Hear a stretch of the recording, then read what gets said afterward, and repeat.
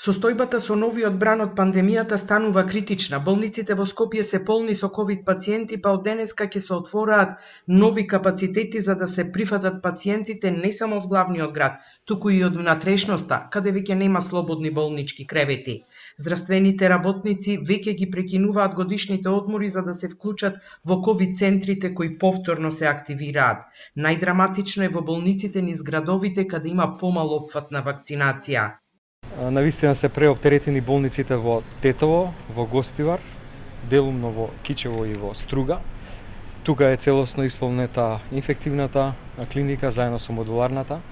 Над 130 пациенти се веќе хоспитализирани, Институтот за туберкулоза и од денеска почнува да работи болницата за рехабилитација во Козле, каде што има 120 кревети кои што се снабдени со централен довод за кислород. Ние континуирано сме во комуникација со директорите на Тетовската и Гостиварската болница. Секој пациент на кој што му е потребно болничко место после претходна најава го праќа тука. Филипче вели дека големиот број на починати се должи на тоа што повеќето пациенти доцна доаѓаат во болница со намалена сатурација, а голем дел од нив имаат и хронични болести и не биле вакцинирани.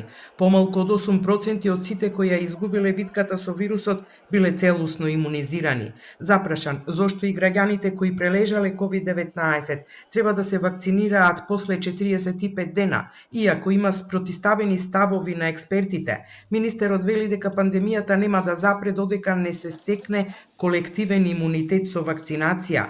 Вели дека светските статистики потврдуваат дека поголем е бројот на оние кои прележале и повторно се заразиле, отколку заболени вакцинирани. Категоричен е дека мерките се донесени според релевантни студии.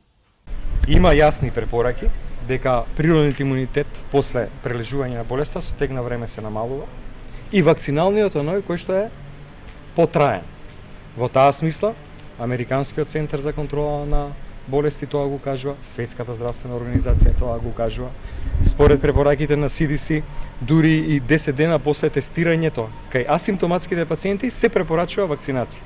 Значи сите препораки одат во тоа да за што пократко време луѓето се имунизираат.